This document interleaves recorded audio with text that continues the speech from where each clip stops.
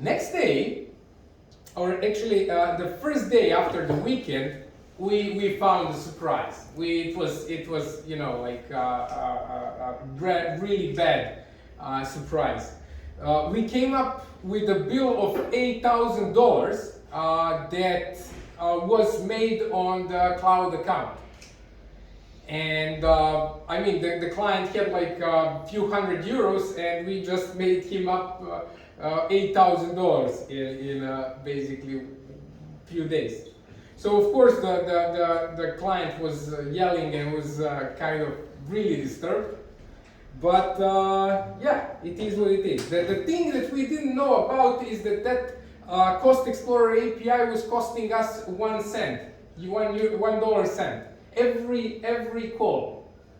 And when it was recursively almost, or basically not recursively, but very frequently, maybe even 1 second, I don't really remember right now, it created a huge cost. So that's really bad. Now the next thing is, this one also happened to me.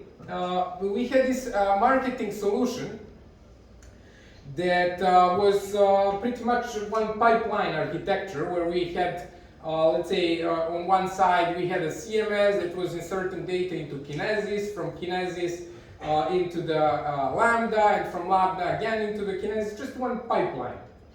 And basically everything worked fine, and we tested quite heavily, and we kind of covered all edge cases.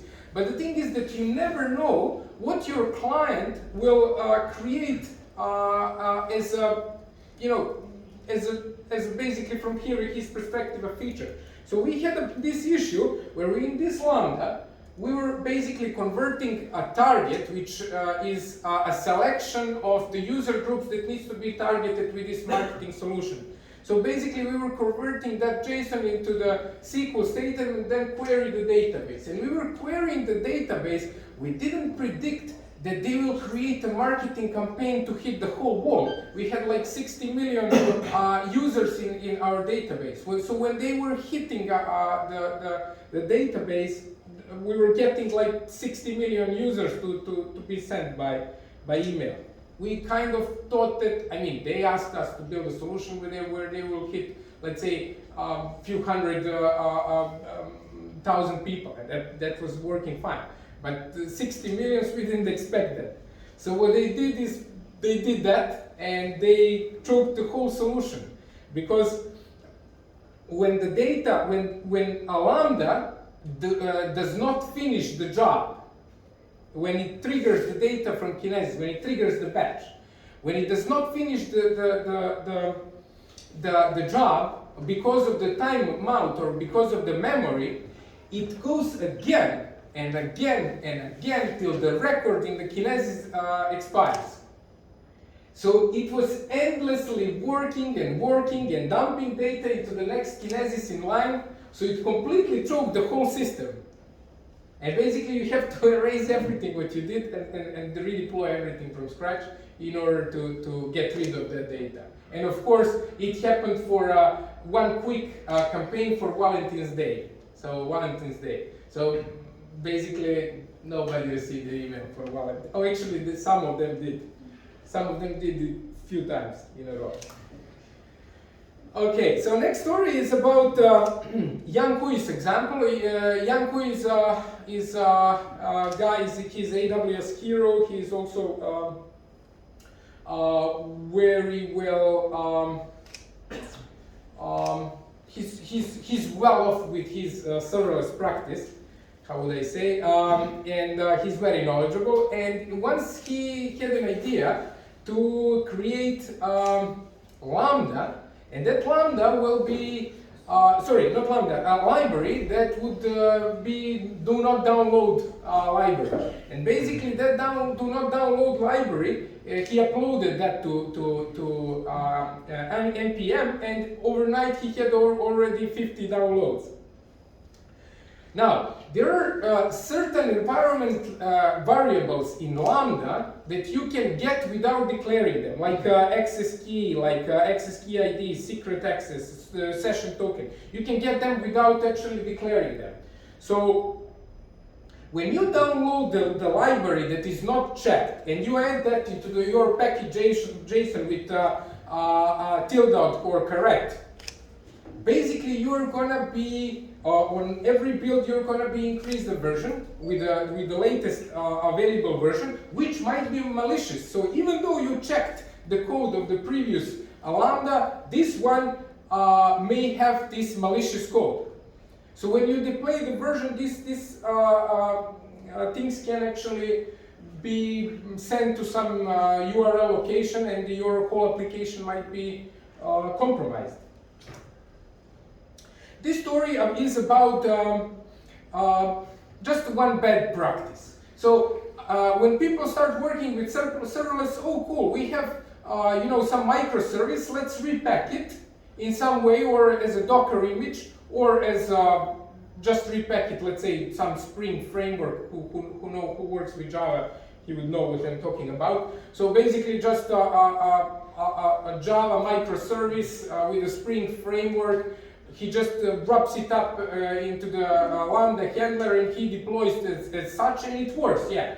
But the problem with that, that kind of heavy applications is, especially that are using Spring framework, is that they bring up the services in memory, and then when they bring up them in memory, then they start working. But the point with that is that you use a lot of time in order to bring that service up. And when you bring that service up, it's already quite heavy for Lambda, which will create these cold starts. And this cold starts means that your Lambda will be slow at start. And this is a kind of a bad practice. So they come up with saying that, well, serverless is just too slow for us. We're not going to use that. It doesn't work for us. Okay, this is something that came with cloud applications, and especially with scalable services on AWS. Not just on AWS, but on any cloud. And this is denial of wallet attack. Denial of service, you already know I guess you already know what it is. Basically, you want to just overwhelm one server so that it cannot take any more requests. Now, this is denial of wallet. As on cloud, most of the things are scalable. And when they're scalable, and when it comes to, let's say, serverless, it's virtually scalable. Totally scalable. So basically, you can just get out. Your wallet. You can be bankrupted, literally. You can be bankrupted, and basically you can be you can generate a cost of 15, 10, 20,000 of dollars. And basically that happens when you have this, developers have a practice to, let's say, check some of the HTTP headers with regex. So somebody sends them,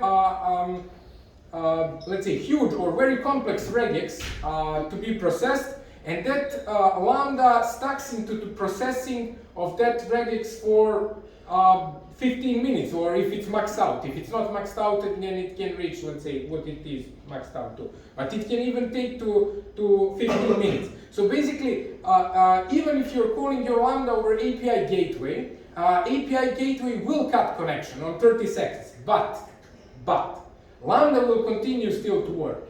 And this is the problem, because that malicious attacker will will scale your environment, and basically your Lambda, it will scale your environment up to 1,000 concurrent Lambdas, which is by default in AWS. It can be even more if you ask for increase.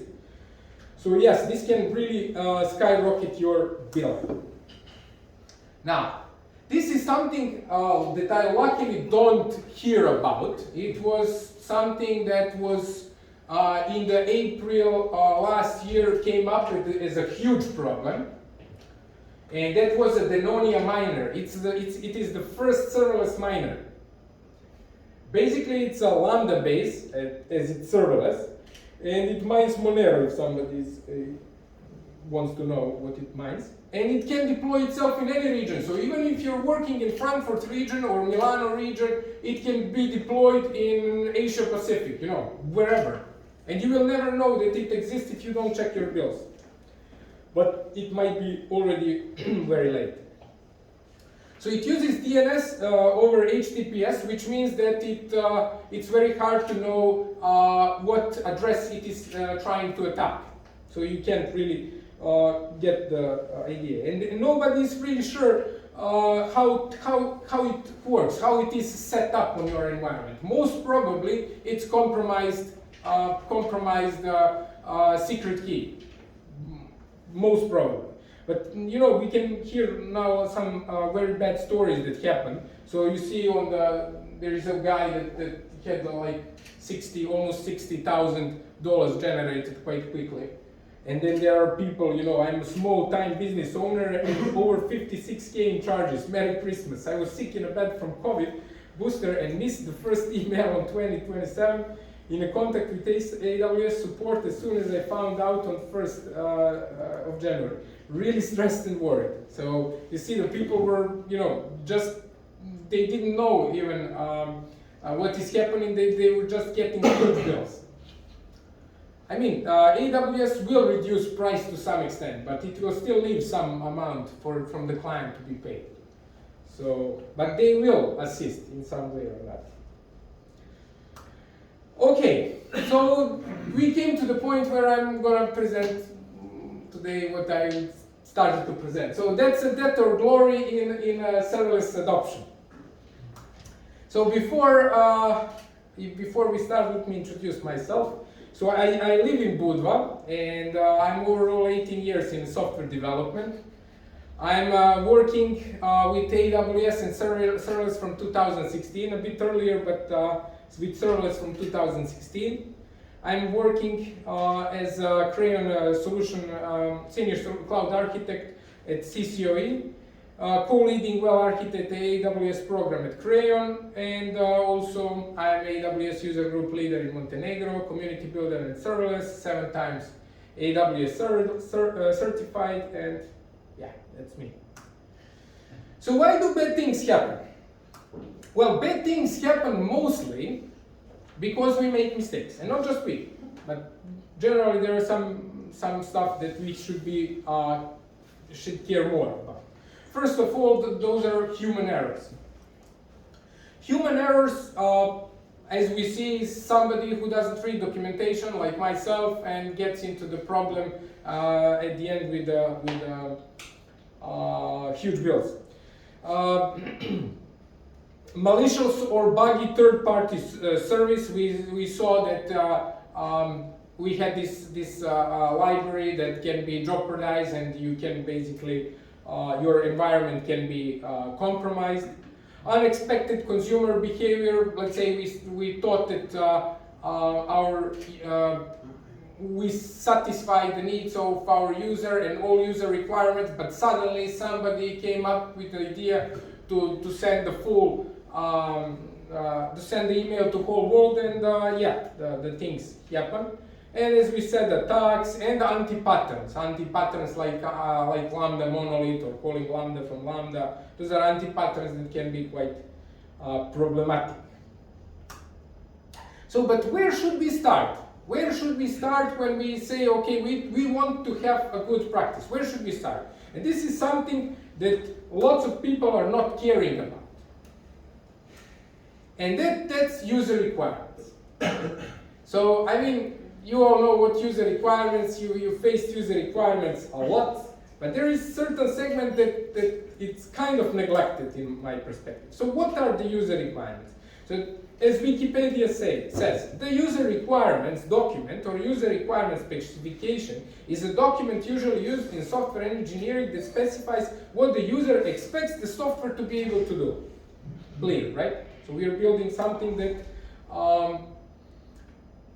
somebody needs to use, right? So we need to use to do it according to his specifications. And what we are mostly focusing on is the functional requirements, but there is also a non-functional requirements. Or this is the quality of service that we want to achieve.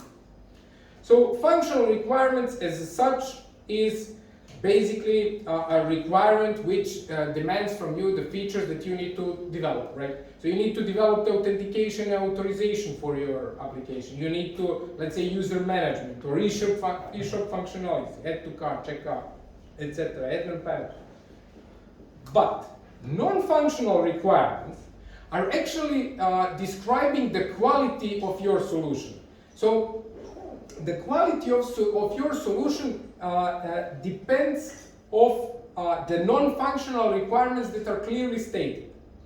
And those non-functional requirements can be, let's say, number of requests per second will be, let's say, from 100 to 100,000, or constant between 10,000 and 15,000.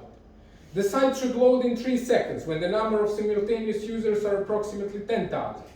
System should be able to deliver 1 million emails per day. Or system should process 10K files in an hour. Each file will be from 1 kilobyte to 1 megabyte. So this is something that really changes your architecture a lot. That you need to be aware of. And when you get the functional requirements, you kind of don't care about non-functional requirements, but they're very important. And now, when you're working with cloud services, there are certain limits. And AWS has a limits on AWS services. And there are hard limits and soft limits. Hard limits are the limits that you cannot change. So that's it, it's set in stone. It's going to be 1,000 requests per second, it's going to be 1,000 requests per second, that's it, no more than that. Soft limits can be increased. So basically you can request from AWS to increase your Lambda quota. Let's say your Lambda concurrently can be executed 1,000 times. So you want 2,000, no problem. They will increase that for you. But the point is that you need to analyze your functional requirements and non-functional requirements in order to satisfy the expectation. So you need to basically match them. So let's do this example. So let's say we have an example called secure file exchange application. So let's say functional requirement says data needs to be stored using a server-side encryption using algorithm RSA or ECC. You know in Montenegro what the ECC algorithms, everybody heard about the Sky phones.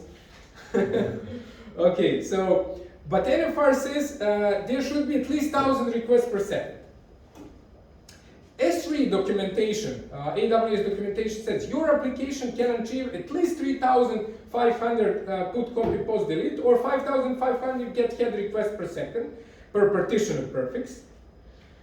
And S3 AWS Docs also says if your Amazon S3 workload uses server-side encryption with AWS Key Management Service, see AWS KMS limits. AWS KMS limit says RSI encrypt decrypt can go 500 requests per second, and it's a hard limit. And ECC does not support encrypt decrypt or sign verify. So this means that you are not able to satisfy what functional requirements says. And because of that, you need to come up with something else. So you need to be careful when working with a serverless practice. So you need to know what are the limits of certain services. You cannot just promise your customer, okay, it's going to be done. You need to match those things. So this is it. You need to analyze functional requirements, match them with non-functional requirements, and finally match them with AWS service limits. And you're well off. Okay, so this is something that was very important to me to say about non-functional and functional requirements, but let's go now into the solution design and architecting. So the practice of building microservices is not that recently done. Not microservices, nanoservices, serverless basically, is not that recently done. It exists for 22 years already. And it's a solid principles. So those solid principles, I'm sure that you know these things, but you may not know by their name. But I'm sure that you know these things. So single responsibility. Microservice or nanoservice should implement only one functionality. So one microservice should serve, or one nanoservice should serve that purpose only. You cannot expand it to be like mumbo jumbo thing that will do lots of stuff. Also, open for extension, closed for modification. A microservice or nanoservice should never have to be modified to provide situational or edge cases. So you're not adding up stuff on your microservices in order to fit this needs, in order to fit that needs. Add this, add that. You may extend it with additional service, but you're not building a microservice that's going to be a monolith at the end. You need to focus on the particular things that you want to be done. Leave scope substitutions. When you replace your, let me read, a new version of microservice or nanoservice should always be able to replace a previous version without breaking anything. You take one piece that you want to change, to update stuff, to fix bugs, you deploy it in the same way as with the same contracts between the microservices. So you don't really change things on the fly, then you have to in a cascade way, change everything that you have built up. Interface segregation. A microservice or nanoservice should not expose methods that are not directly related. Don't expose methods that you don't think is going to be used just to be there. I have a method, why not? Let's expose it. You don't do that, because you may expose something that you don't want to be used by other microservices, which may, choke your microservice at some point, or nanoservice. Dependency inversion. A microservice or nanoservice should not directly call another microservice.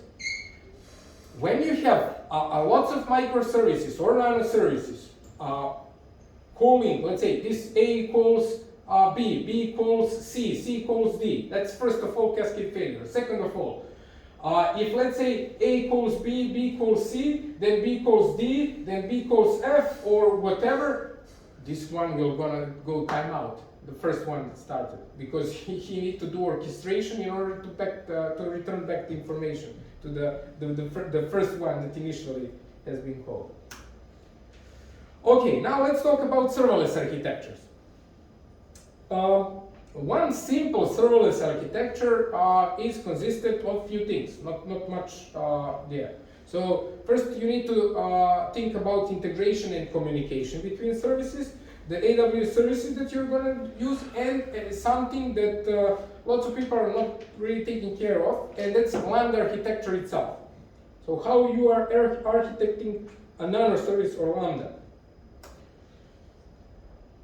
Okay, so architecture as such, basically there is a monolith which is combining all kinds of services, and basically you're deploying monolith applications all together on certain server, and it works, and that existed for quite some time, had huge issues with scalability, but it is what it is.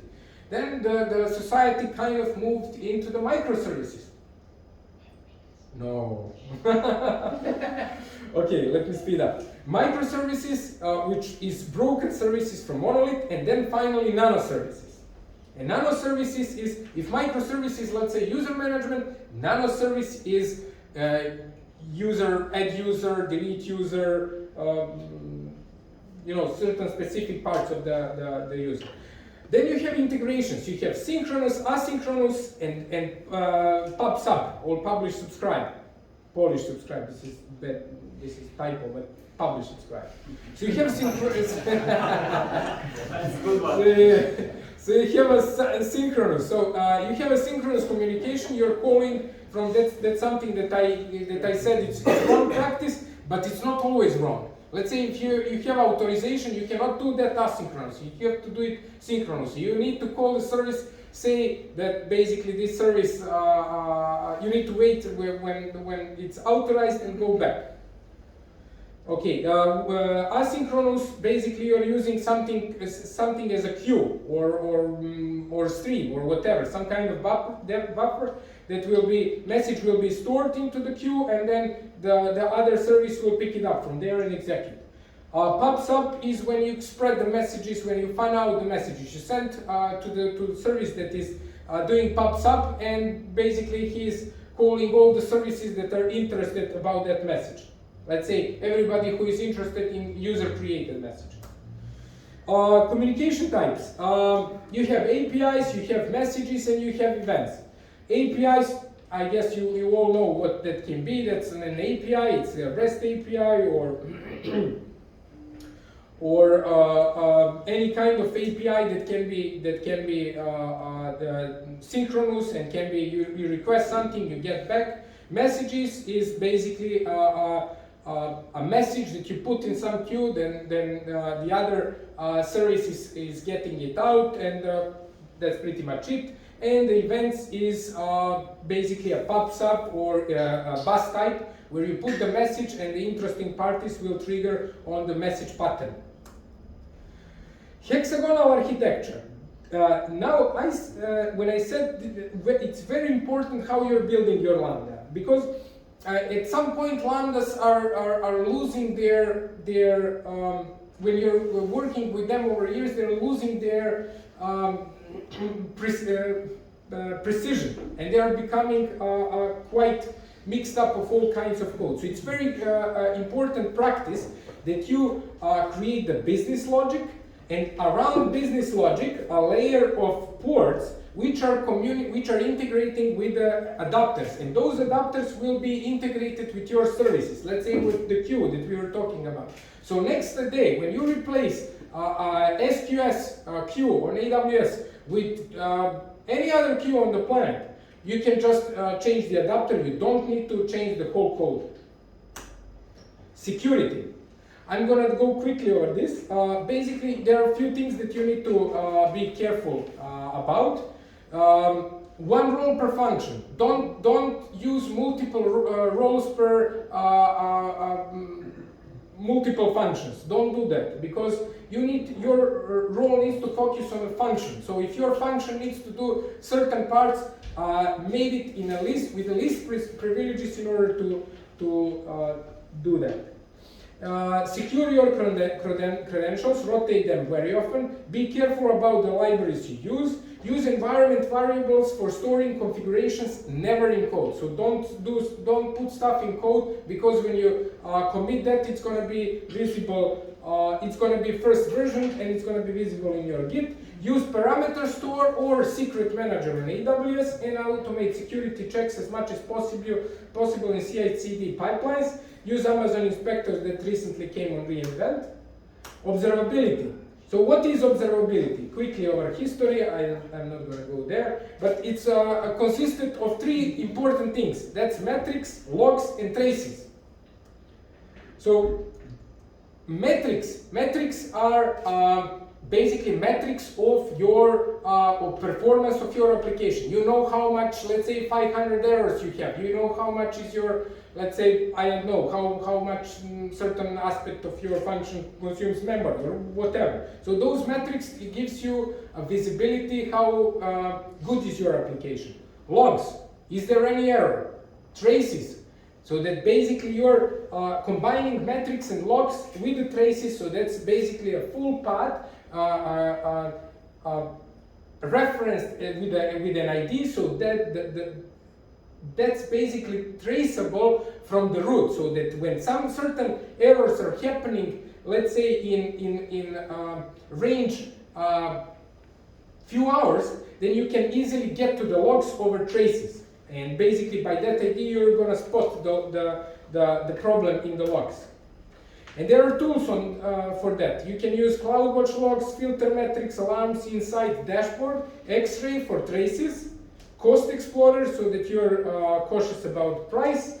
There are also other tools that you can use, Lumigo, Datadog, Tundra, so you can use also those things. Also, there are some trade-offs in observability. Less logs, lower traceability, more logs, higher price.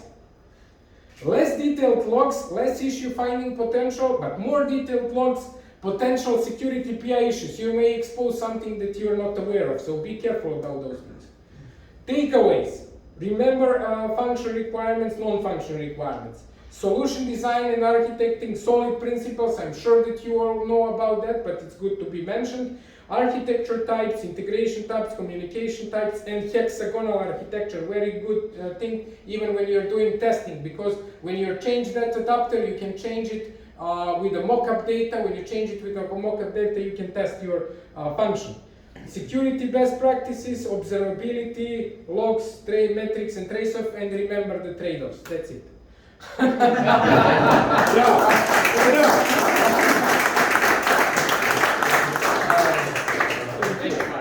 This is fast. It was cool. You speed up, yeah. Unfortunately, you took the whole time, so thank you very much.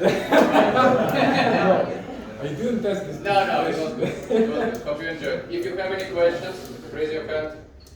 We still have an option for a couple of questions. Sure, go ahead. Wait a second, I probably will give you a microphone. I can hear them from here. Thank you, Marian. It was very interesting. Thank you very much. My question is about story number 7, when some kind of virus or Denonia minor. Denonia minor. Minor, yeah. Yeah. Makes a big build. So who is responsible of that? In the first side, it looks like some kind of secrets leak or password or something like that. But in the second side, it looks like it's like hole in security of AWS. It's amazing question, and I actually asked the same question. The thing is that the AWS is thinking that this is your problem because your secret key leaks. But on the other hand, how is it possible to run my Denonia miner on Lambda and that the AWS is not aware of it? That's also a problem. I hope, this is not official information, but I hope this is resolved because there are not so much there are not much of those cases. At least I didn't hear about that. So I believe they fixed it somehow and it's not appearing anymore. But there were people that were victims of that Denonia attack, and I don't know really. I mean, it's something that happened, and I said nobody really knows how it happened. So, yeah. But it's most probably leakage of secret keys. Thank you. Thank you. Anybody? One more question? 1, 2, 3? No. Okay. So we will have time for questions basically afterwards. Yeah, I'll be around. Thank you very much, Marian. Thank you. Thank you,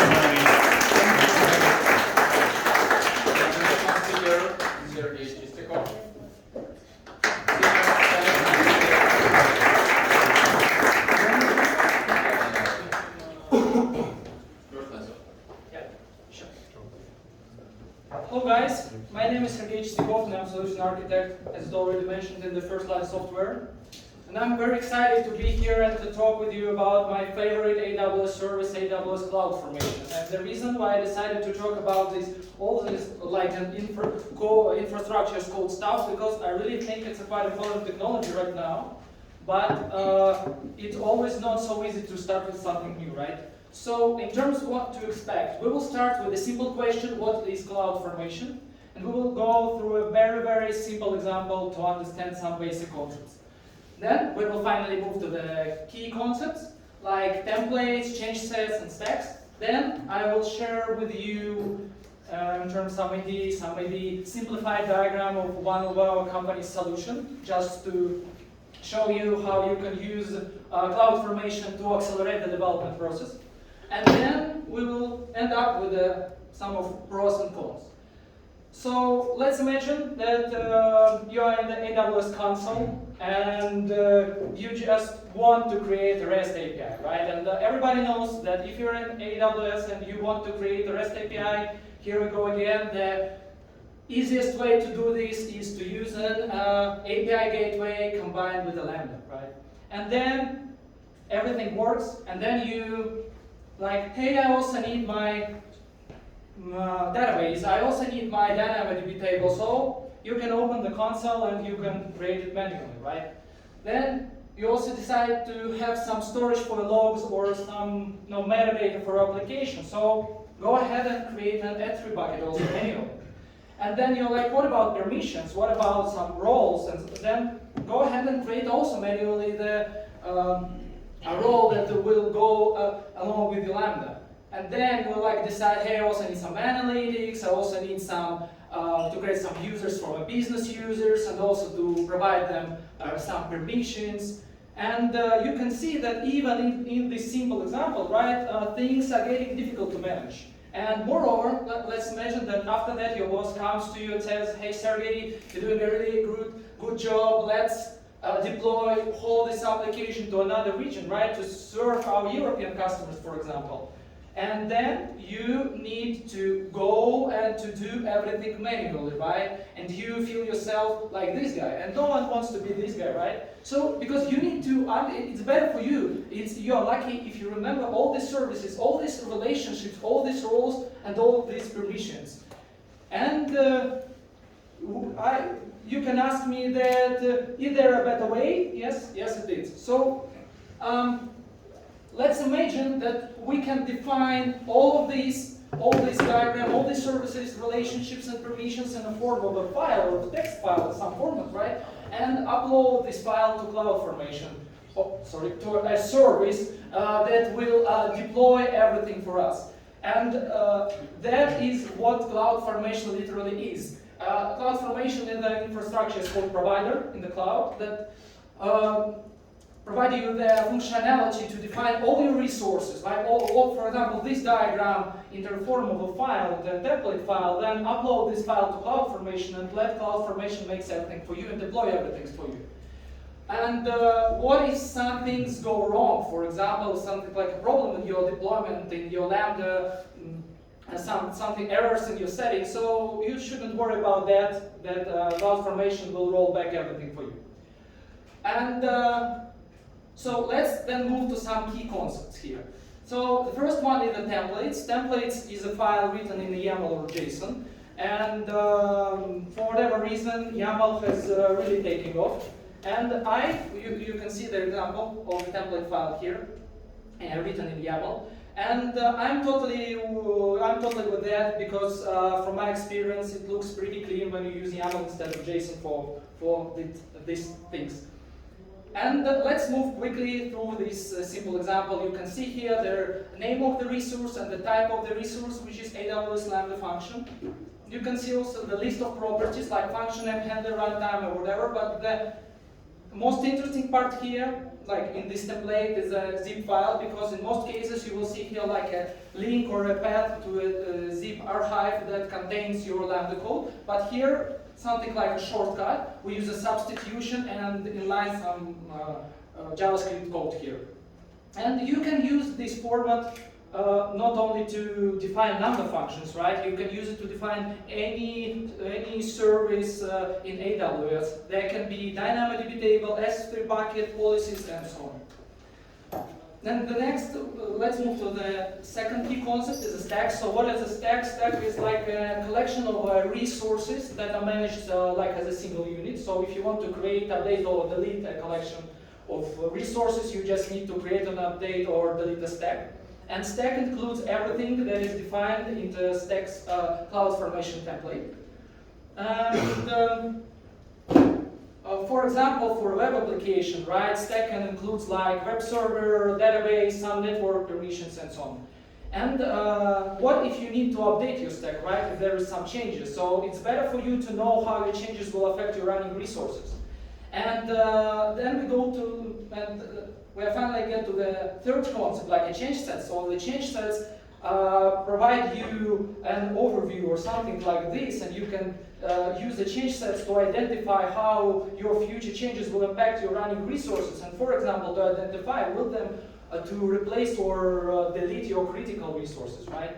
And you can create and manage stacks using AWS console, CloudFormation API, and so on. And the most interesting part here that the AWS will apply change set only after you decide to approve it and to execute it, to execute the change set. So let me, it is a simplified diagram of one of our solutions. So it's really simplified, but the main goal here, why I decided to show this to you, is to illustrate how the CloudFormation can really speed up your development process, and in terms of that you can use CloudFormation for feature deployment. What does it really mean? You can see here in the bottom right corner CloudFormation, and the CloudFormation is integrated with GitHub via GitHub Actions, and in the following way. So when the developer creates a new branch, right, for testing or whatever, so every piece of the infrastructure that the developer needs to test or perform some operations and so on will be automatically deployed to the cloud. And when you delete a branch, right, so if you have a approved merge request or something like this, and the branch is deleted, all the infrastructure will be deleted also. And you can also see here, so that not all services in your solution should be like a part of the CloudFormation template. You can use it for some group or collection of services, and other services can be like a shareable between them if you need some cost optimization or other reasons. So for example, you can see here that Lambda authorizer is used and is shared between the development environment and feature A environment. The same for Nate Gateway, and so on. So let's move down to some pros and cons. So the first pro is CloudFormation really makes everything easier. So for example, it really simplifies your regional expansion, right? By a single button of click, you can deploy whole your application to another region. And next one is the infrastructure changes as code. And it's really cool because now you can add like an additional level of verification, right? Because now, as it already showed on the previous diagram, now you can store, like, for example, these templates that defines your infrastructure in GitHub, for example, right? And then use GitHub Actions to track the changes in these files and then to apply these changes. And the next one is the integration with the CI pipeline. I think I already covered this a little bit in the previous point. So, and the last but not least pro is the community support. AWS CloudFormation has been with us for several years, so if you're stuck or have some problem, you can go to the Stack Overflow, of course. You can use, you can ask AWS volunteers on the forums, and of course there is a really great documentation from AWS with a lot of examples. But we know that every great thing has its set of weaknesses, and CloudFormation is not an exception. So the first one is a steep learning curve. I think that for now it's like not a game changer for us, right? Because as I already mentioned, we have a great community support. But anyway, it is like, it can be a new technology, right? For someone, of course, and for me it was also. And you need to understand some basic concepts. You need to understand to go through some successful stories and reference architectures, right? And I think that my presentation, I believe that my presentation helped you a little bit, maybe to understand the basic concepts, right? So the next one is innocent looking changes. So what does it really mean is, I think that they are very dangerous. If we ask me, for example, to define this, to define what is innocent looking changes to a developer, I will say only two words like merge conflicts. So we all know how it can be painful, right? And we have the same, oh, no, sorry, it's for the div, sorry. Innocent looking changes, it's another thing. It's when you change the name of the resource and the template, right, the CloudFormation will delete this resource with all of its data and creating you a fresh one. And that's why it's very critical to understand all these changes that will be made. And then I think it's why you should use infrastructure changes code review, right, to mitigate these risks. And the next one, and the last one, is drift. So what is exactly a drift? A drift is a situation where your stack state differs from your stack definition from template. So how we can achieve this?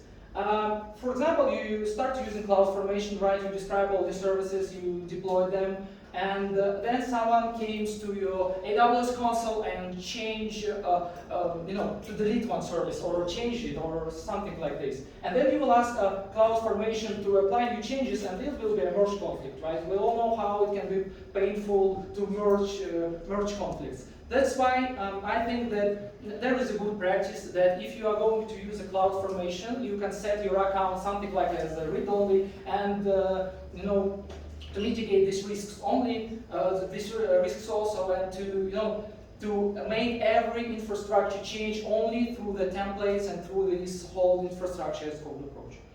So I think it's all from me, guys. So any questions? Welcome.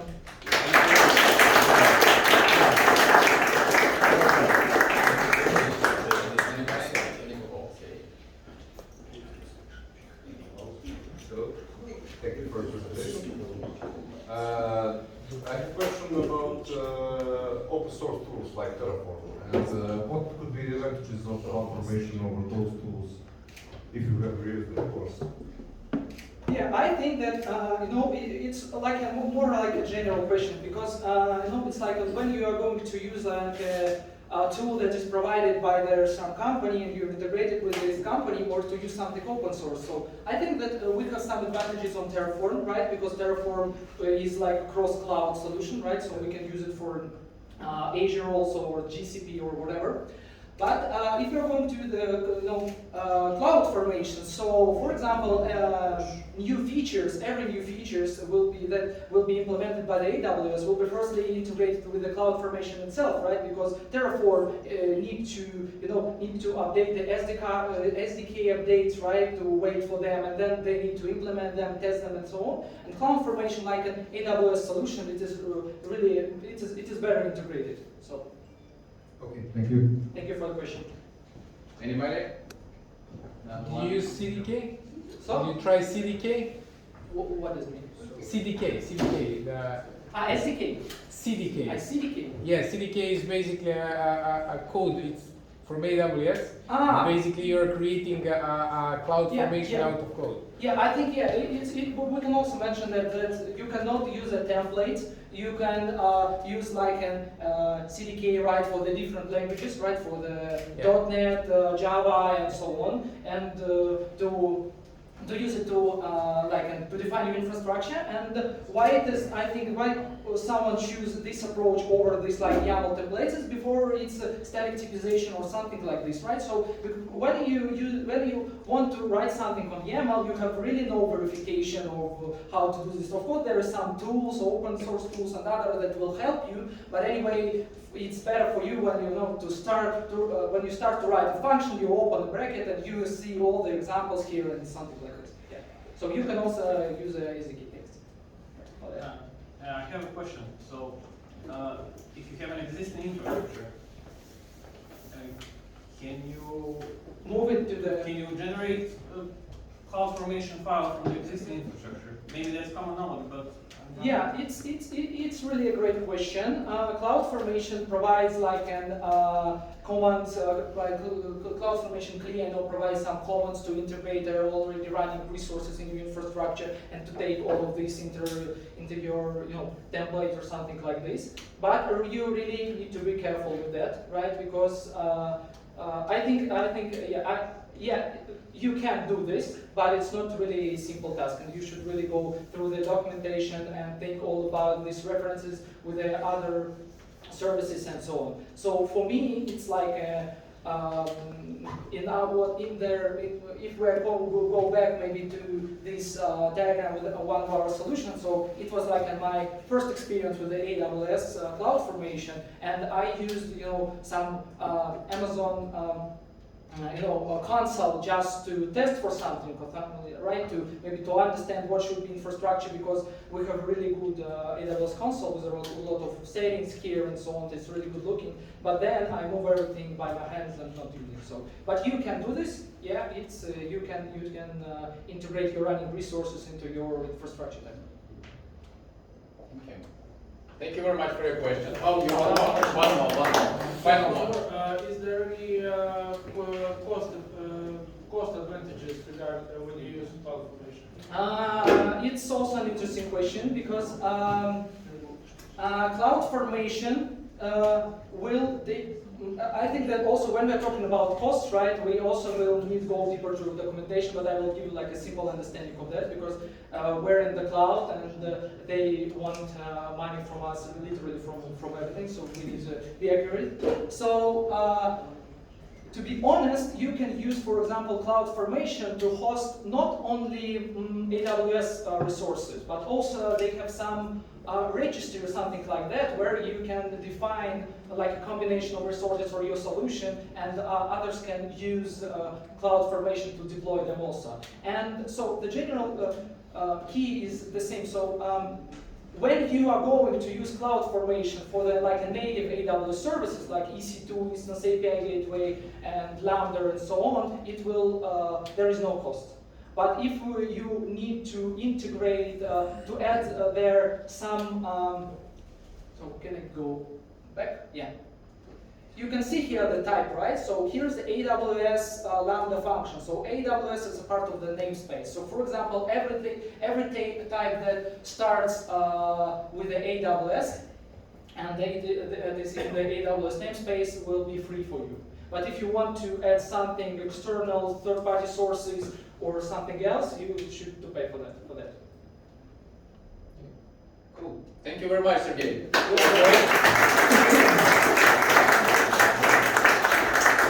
We're about 20 minutes out of time, so no problem at all, so we have time. Jenan, your turn. Jenan, manager of all of solutions. And basically, I forgot to say that he is AWS hero. Well, So, I'd big rather start. to be called engineering than manager, but it's good. Well, our room is empty. He left. DJ left the room. DJ left. Hello everyone, and good evening. First of all, this is a clickbait topic, so it will not be 10 of them. Probably it will be much more, but let's see. Before we start, a few words about me. My name is Jenan Jervan. I'm coming from Bosnia and Herzegovina, city called Mostar. I'm working in IT since 2010. Working with AWS since 2011, and I basically went through all of the operational positions in the company, starting from L1 support, system administration, database administration, AWS consultancy, and now I'm running my own all-ops AWS consulting company. I'm also an AWS community hero and AWS community leader in Bosnia. I have several AWS certificates, and I'm also an AWS authorized instructor. For tonight, I would like, before that, if you are interested, you can connect with me on different networks, reach out with the questions. I'm always happy to meet new people and exchange an experience. For this evening, I want to say something about the mistakes working in small operation teams. Let's say that you have you heard about one pizza team inside the AWS environment, where they split their teams no bigger than big enough so that they can eat one pizza and be fine after that. And when you have a small teams, there are often issues where everything is on the ops side. You have one DevOps person or no DevOps at all working with the developers, and that DevOps person is always a blocker in the team. Developers are waiting to resolve different kind of the broken pipelines. Developers are waiting to deploy new infrastructure. Developers are waiting on ops person to release new version, etc., etc. If you are in that kind of a position, I would like to give you a heads up about a few mistakes which are often in small teams, and this would apply for the developers as well as for the ops person. So first thing, when you came to the new environment or your first task, started working with AWS, would be to create an AWS account. When you are creating an AWS account, maybe at this point in time you are thinking, okay, we have only one service, we have only one environment, which is production, and we only need one account. In the beginning, that's already a mistake. You should start thinking in the way, okay, I will start by having my production environment in a separate account, which will be dedicated only for the production account. It will be isolated completely from the dev resources, from the QA resources, and I will start utilizing AWS organizations. AWS organizations will help me to have my underlying account very well organized, and also to have my billing in one place, and it will ensure me to have policies applied downstream to the other accounts under my AWS organization. Second thing would be, after you create your new AWS account, go and enable CloudTrail logs in all available regions, because CloudTrail logs will capture all the activities under your AWS account regarding the API calls, and tomorrow if someone makes something unwanted in your AWS account, you will be able to identify that thanks to the CloudTrail logs. Also, enforce multi-factor authentication for the IAM users. After you create an IAM users, you will see that you have an option to create an AWS access keys. You don't need them. They are there, but I think that soon they will be completely removed from AWS. AWS secret access keys are your way for the horror stories spoken by Mary. We had a situation where the customer exposed their keys publicly on their repo, and I was looking how malicious users are spinning the biggest EC2 instances available and spinning up them in all the regions.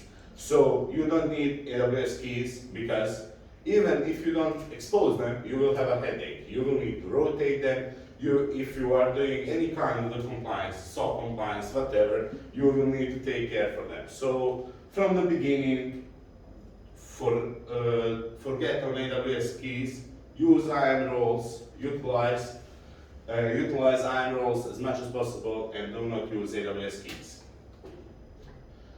When you are working with your AWS account, please pay attention on account hygiene. What that means, you have a task, but you don't have time. That's often the case. And what you do in that kind of situation, colleague of us spoke about infrastructure as code, but you don't have time to write a cloud formation template, and you will create that instance manually. No one will know, and you will unlock your developer waiting on you. But what will happen tomorrow? Tomorrow you will have your cloud formation templates out of sync. You will have your infrastructure as code. It doesn't matter which tool you are using. It will be out of sync. Developer will forget on that EC2 instance, and that instance will start to cost you money from the day one. So please, do not be sloppy at your work. Do things properly. When you have a task, pay attention to do that task on the best possible way, because you don't want to be like approximate engineer. So you want to follow some best practices, because if you are following the best practices, if you are not sloppy at work, that will make your life easier, and that will make life easier for your colleagues as well. Second thing, tag your resources. Often people, when creating resources inside AWS, they will say, okay, this is tags. They are not obligated, they are not important, we can skip this step. That's a mistake. You can use tags for multiple things inside your AWS account. You can use them when you are analyzing your AWS costs by having billing tags and then differentiate your resources by different tags. But beside that,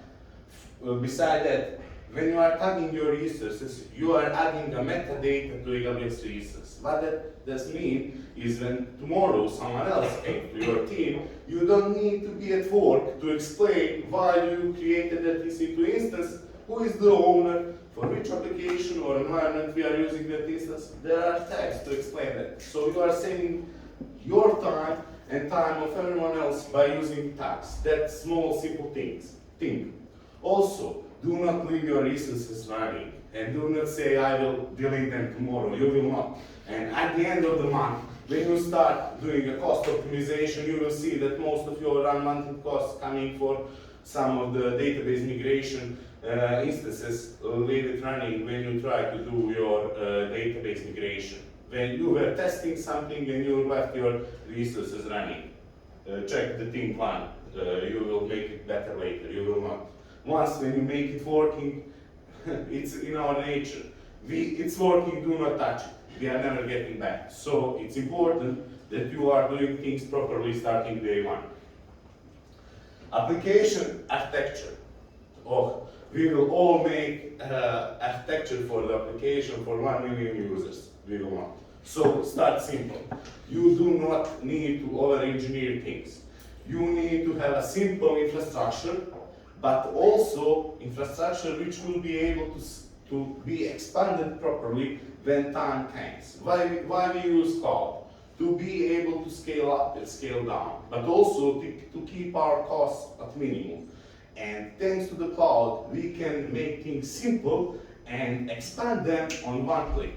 What that means is when you are thinking about your application architecture, utilize only those services which you need at that point in time. Do not think, okay, we will need DynamoDB, let's now spin up one DynamoDB table and leave it running with global application. You don't need it. So use and utilize only those services which you need at that point in time. Also, do not over-engineer things. You don't need anything complicated. All tools are still good tools. So if someone on Twitter wrote something about this new shiny tool, that doesn't mean that you need to start using it. It's a buzzword, and basically it will take you on the wrong path. You will lose your focus by starting utilizing new tools each new day. All tools which work job very good a few years ago, they are still good enough to do the work for you. So you need to think about what's your business goal. What do you want with your application? You want to have releases faster. You want to be able to deploy multiple times per day. So you need to think about your business goals. What do you want to accomplish from the business perspective? Not to fulfill your ego so that you can go Friday night out and say to your colleagues that you are running Kubernetes cluster for your application which can properly run on a single EC2 instance. So it's about business goals, it's not about you. Because IT is there to help resolve business issues and business problems. Okay, infrastructure as code. A colleague of us spoke a bit about CloudFormation and how much infrastructure as code is important. And what's happening? We have infrastructure as code, but I don't have time. I will change this manually and I will make it working. Tomorrow, our developer wants to release something and our release will fail because someone added something manually. So we need to forget on ClickOps, way of setting up things manually. If we have introduced culture of infrastructure as code, then we should follow that culture. And following infrastructure as code culture doesn't mean that I will write a template and merge it in master on my own, or main branch, sorry. So I will not merge my changes my own. I need those changes, it doesn't matter how much I'm sure in my knowledge, I need those changes to be reviewed by someone else. Those changes are reviewed for multiple reasons. first of all, is to detect any possible mistakes, but also to make you, as a part of my DevOps team, aware of the change which I'm making, so that you are aware what's changed in our infrastructure. We as a team need to be aware about the changes, because tomorrow I will be surprised when I start troubleshooting production issue if I'm not on top of the things, and I cannot be on top of the things if you are merging on your own. So do not do that. Next thing, I'm writing infrastructure as code which only I can understood and update or edit. Infrastructure as code means that we are thinking about our infrastructure on the same way as we are thinking about the application code. You all saw several books from Uncle Sam about clean code, dozens of books, how to write proper code. Why we are trying to write better code is to save our time in developing applications. So code quality matters. It's the same thing with the infrastructure as code. If you have a clean, easy to understand infrastructure, first of all, you will save time on writing documentation, because if code for an infrastructure is well written, you don't need to send me a conference page to additionally explain to me what's happening there. I will be able to understand it from your template. And also, tomorrow when someone else joins to our team, he will be able to contribute to that infrastructure from the day one, because we pay attention on how we wrote that we use standard approach, that everyone can understand very well what's written there, etc. Monitoring and alerting. We have alerts, but we don't know what to do with them. Our application is receiving an error, and we are alerted, but we are starting our troubleshooting process starting from there, and we have a downtime. So that's the point of the alerts, to know when to start troubleshooting or what. If you have an alert, you should have a runbook following that alert, explaining what that alert means, what are the baseline metrics. If that alert is alerting us, what is our first step to take to resolve that alert? So you should have like list of the steps which you will take based on your alert. If you have alerts just to know that you have an issue with your app and you will start looking somewhere in your logs, you are doing it wrong. You don't need alerts. You have your customers, they will notify you that you are. So please, when you have alerts introduced in your system, it's not just enough to have CloudWatch alert saying that we have that our application is utilizing CPU above 90%. We need to know, and team needs to know why that is happening and which steps we need to take to resolve that alert. And that will help us to troubleshoot issues much faster and to resolve production issues much faster. Of course, there are some incidents which will not be very well documented, but that's the reason why we have post-mortem. We will figure out why that incident happened, and then we will create the tickets to ensure that that incident, if next time appears again, that we have proper alert and proper runbook which is following that alert, so that we know how to resolve it very fast. Okay, billing again. We are a little bit over provisioned, but that's fine. No, it's not fine. We are using cloud in general so that we don't need to pay for the infrastructure in advance. Basically, if you have an EC2 instance and you are not utilizing above 90% of the CPU, then you are wasting the resources. What does it mean is, why would you use a server and having like 50% of the CPU idle? That means that you are wasting those 50% of the resources, and that you don't need that big server for your application. So if you are over provision, that's not good, because you are wasting your money, and you are feeling safely because, okay, I'm over provision. That means that I can handle more traffic, and that will give you some kind of the false safe feeling. But you should take care that you are not over provisioned. And if you have your scalability policies and other things in place, then you can spend as much resources as you need at that point in time, and you will know that when increased traffic starts hitting your application, you will scale up properly and scale down, of course. Next thing, instance types. You have dozens of instance types inside AWS. You have compute optimized, memory optimized, storage optimized, etc., etc. And you also have team family type instances. And they are cheapest, so let's use them.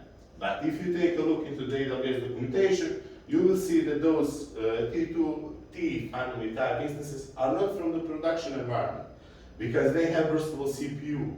And even if you are not using all of the resources from the T instance types, you still should not use them, because once when your traffic increases, you will not be sure, are you using so much CPU because you run out of the T instance credits, or you are using so much CPU because your application has some kind of the bug and memory leak or whatever. So try to use a proper instance type for your application.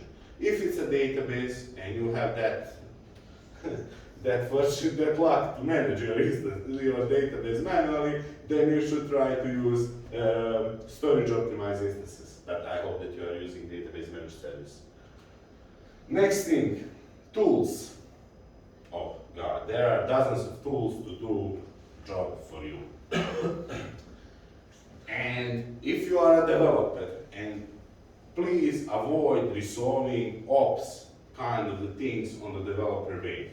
So you don't need to write your own script, your own application to do simple thing. We mentioned earlier AWS access keys.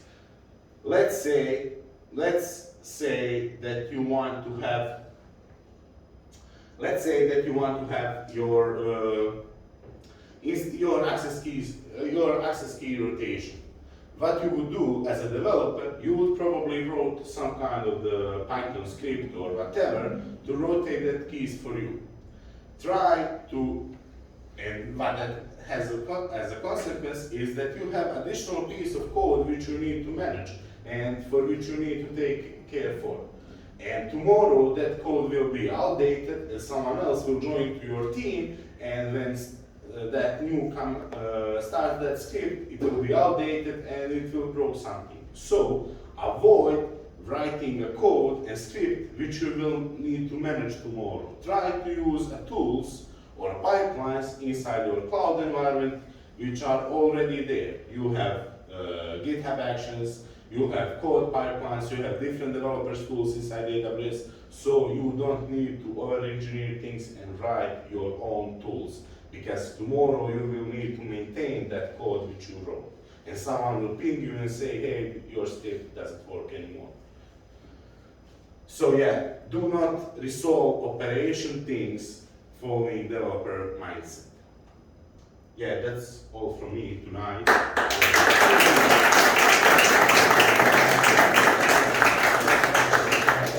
Any questions?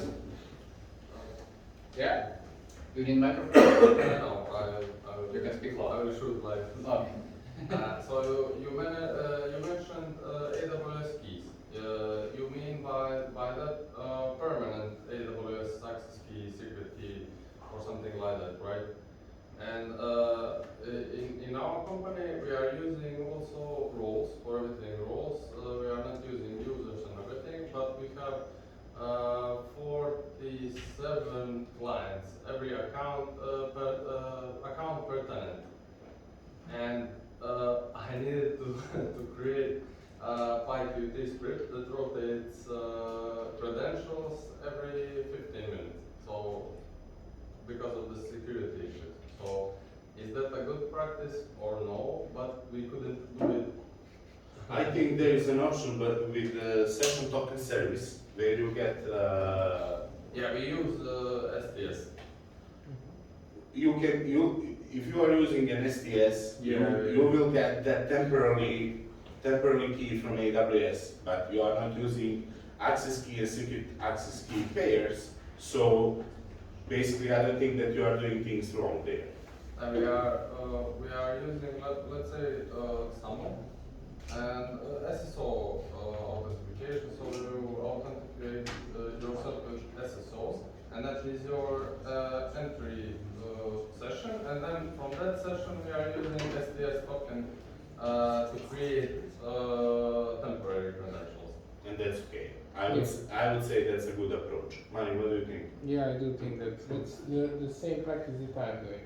So if you're having SSO, or now called Identity Center, you can basically provision those temporary tokens that can serve you for a temporary access, which is the best practice at the moment for accessing or apply the AWS service.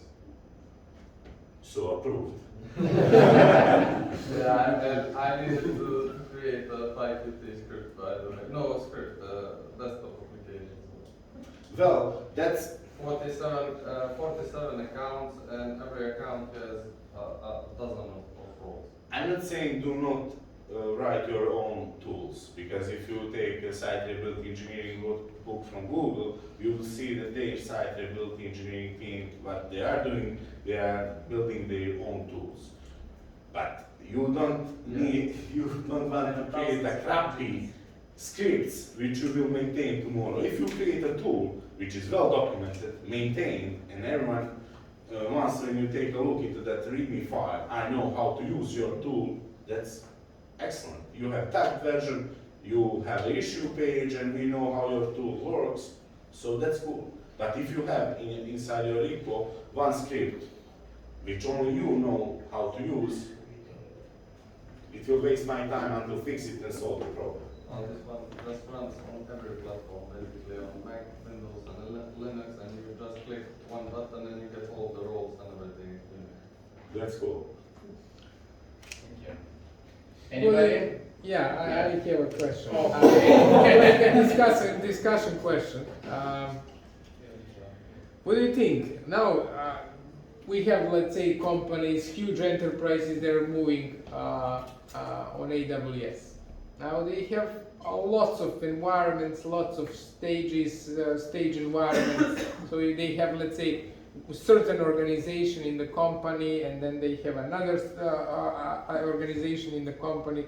They all have their workloads, and they all have like several types of stages. What do you think about how to properly organize those companies to migrate to cloud?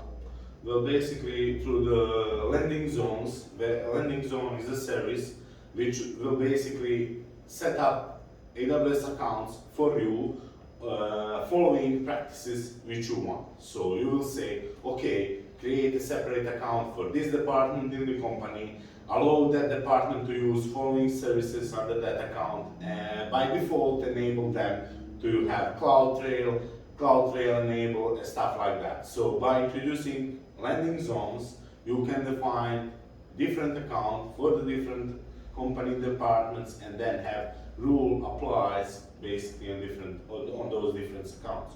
Tomorrow, when you have auditor coming to your company, you don't need to create a separate role or anything for your auditor. You will just add your auditor inside the auditor AWS account, and they have by default read-only access through that account to all other accounts which they need to access. And once when audit is done, you will just disable that user. So it's like 5-minute job. So landing zone is way to go. Thank you very much. You're welcome. A bit tired? Yeah? Was it cool? Yes. Yeah. Great. So let's. Thank you so much.